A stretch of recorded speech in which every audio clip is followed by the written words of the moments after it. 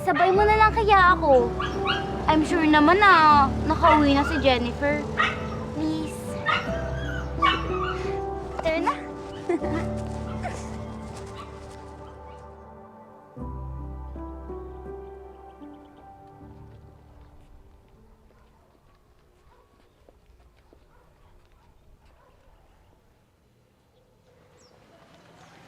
Okay ka lang ba?